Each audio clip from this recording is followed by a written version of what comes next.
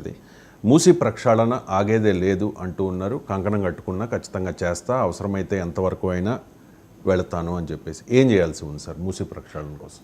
అంటే ప్రభుత్వం ఫస్ట్గా చేయాల్సింది ఏంటంటే ఇది కన్ఫ్రంటేషనల్ పాలిటిక్స్తో చేయాల్సిన పని కాదు.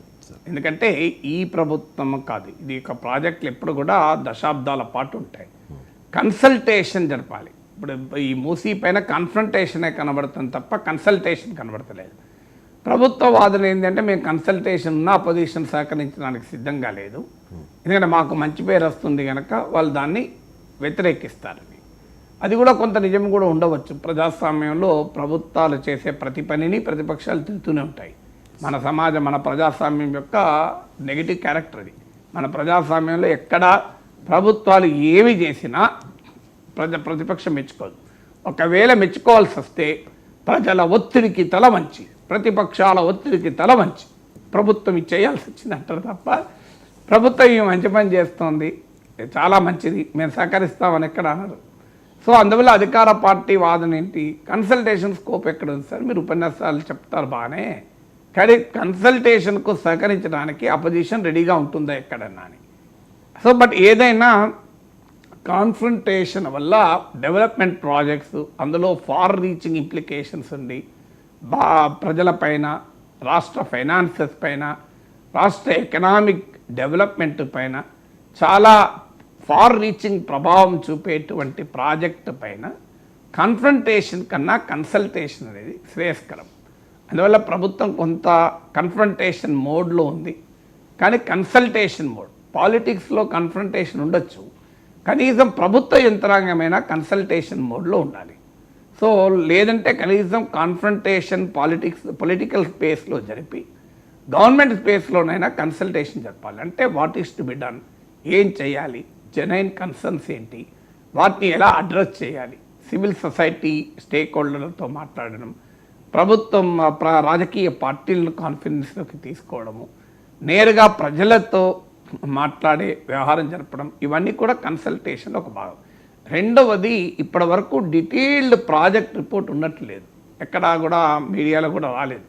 అసలు ప్రభుత్వం ఏమి చేయదలుచుకుంది మూసీలో, ఒక డీటెయిల్డ్ ప్రాజెక్ట్ రిపోర్ట్ ఇంతవరకు లేకుండానే ఎర్రటి మార్కులు వేస్తున్నారు, డిమాలిషన్లను హడావుడి చేస్తున్నారు. సో ఇది కొంతమంది కుటుంబాలను 2 బెడ్రూమ్లకు తరలించారు, ముఖ్యమంత్రి పాదయాత్ర చేస్తున్నాడు, అన్నీ జరుగుతున్నాయి. రాజకీయ నాయకులు ఒకరికొకరు విమర్శించుకుంటున్నారు. బట్ యాక్చువల్గా ప్రభుత్వం ఏం చేయదలుచుకుంది మూసీలో, ఇది ఎవరికి ఇది లేకపోతే ఎట్లా? అందువల్ల ఇదే కాంగ్రెస్ ప్రభుత్వం యూపీఏ నాయకత్వం వహిస్తూ సమాచార హక్కు చట్టాన్ని తెచ్చింది కదా. అందువల్ల ప్రోయాక్టివ్గా డీటెయిల్ ప్రాజెక్ట్ రిపోర్ట్ ఏంటి, డిపిఆర్ ఏంటి, దీన్ని ప్రజల ముందు, రాజకీయ వ్యవస్థ ముందు, అసెంబ్లీ ముందు, సమాజం ముందు ఉంచాలి. మూడవది, రీహాబిలిటేషన్ పాలసీ ఏంటి, పునరావాస ప్రణాళిక ఏంటి. ఎందుకంటే దాదాపు 10,000 కుటుంబాలు డిస్ప్లేస్ అవుతాయని మన వార్తలు వచ్చాయి. సో అందువల్ల మీ పునరావాస ప్రణాళిక ఏంటి, డెవలప్మెంటు, రీహాబిలిటేషను ఏక సమయంలో జరగాలి.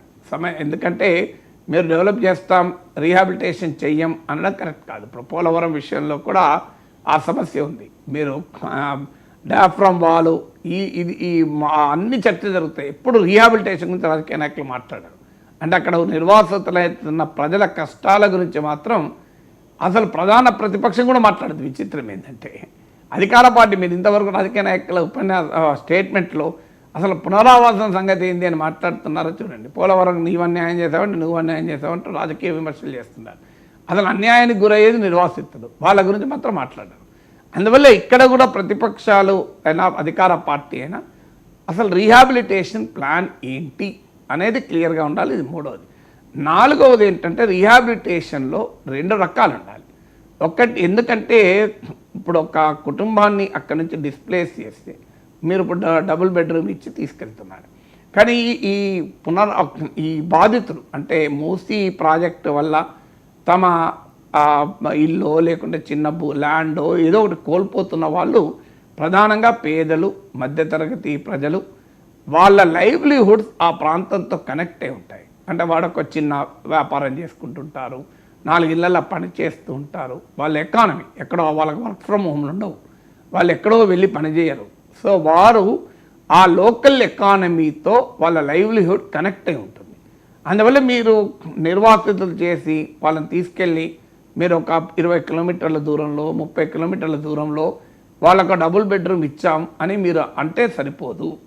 లోకల్ ఎకానమీతో వాళ్ళ లైవ్లీహుడ్స్ కనెక్ట్ అయి ఉంటాయి కనుక వాళ్లకు మరి వాళ్ళ లైవ్లీహుడ్ సంగతి ఏంటి అనేది కూడా రీహాబిలిటేషన్ చూడాలి. లైవ్లీహుడే కాదు, ఎడ్యుకేషను, పిల్లల ఎడ్యుకేషన్తో లింక్ అయి ఉంటుంది. వాళ్ళు ఎక్కడికో స్కూల్ బస్సులు రావు, వాళ్ళు ఎక్కడికో కార్లలో వెళ్ళి డ్రాప్ చేయరు వాళ్ళ పిల్లల్ని, ఆటోలు ఉండవు, వాళ్ళే సైకిల్ మీదనో నడుచుకుంటానో తమ బిడ్డను తీసుకెళ్ళి స్కూల్లో పెడతారు.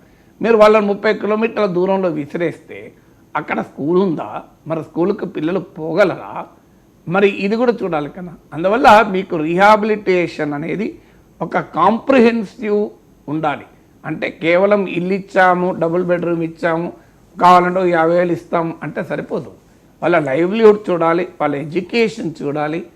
సో అదంతా కూడా మీ రీహాబిలిటేషన్ ప్లాన్లో ఉండాలి. తర్వాత రీహాబిలిటేషన్ ఎప్పుడు, ఇంతవరకు డీటెయిల్ ప్రాజెక్ట్ రిపోర్ట్ లేదు, అడావుడైతే జరుగుతుంది.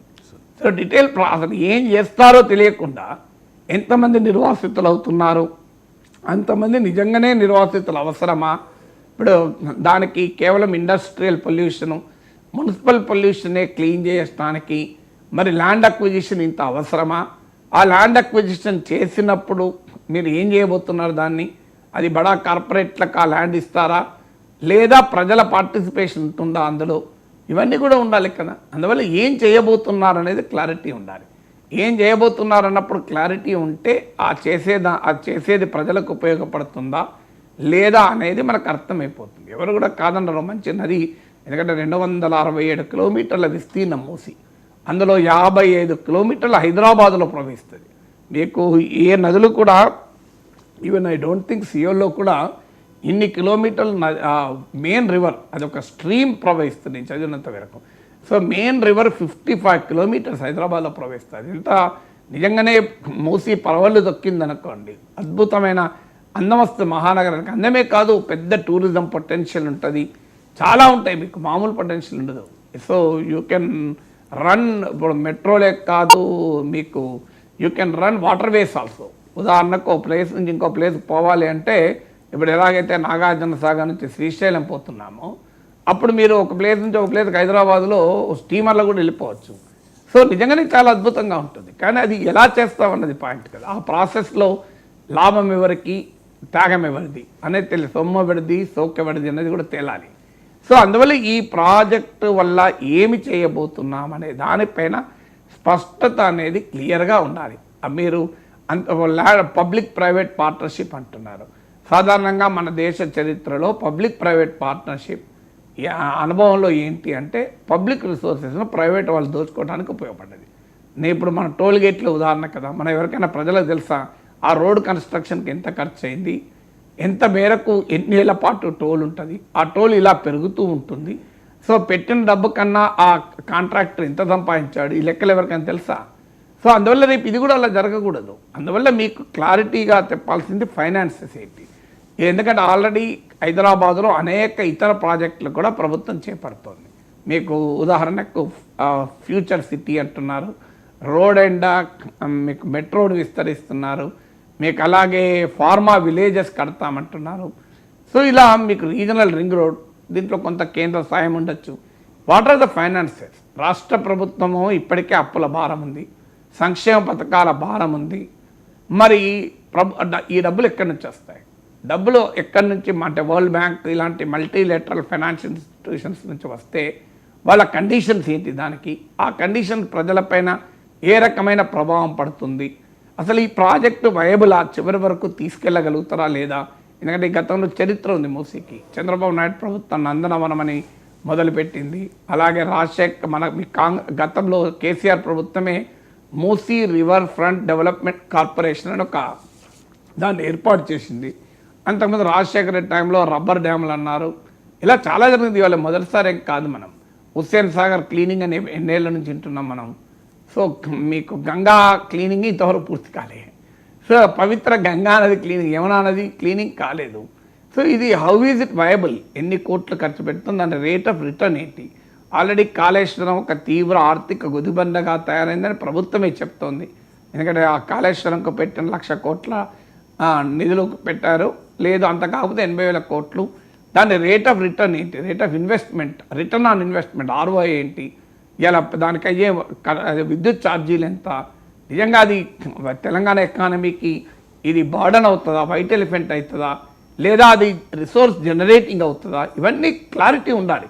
ఎందుకంటే కొన్ని మనమంతా ఫ్యూచరిస్టిక్ స్పెక్యులేషన్ కొంత, అంటే ఇలా డెవలప్ అయితే మూసీ రివర్ ఫ్రంట్ ఇంత అద్భుతమైన ఎకానమీ అవుతుంది అని మనం ఒక కంక్లూజన్కి వస్తున్నాం. దానిపైన ఒక చర్చ జరగాలి ట్రాన్స్పరెంట్గా, ఆ రకమైన ప్రాసెస్ ఉండాలి. కానీ బుల్డోజర్లు జేసీపీలు పెడతా అని ముఖ్యమంత్రి ఎట్లా చేస్తాం, జైల్లో పెట్టినా మంచిదే, మేము ఆపుతామని ఎవరు, ఇలా ఈ చర్చల వల్ల లాభం లేదు.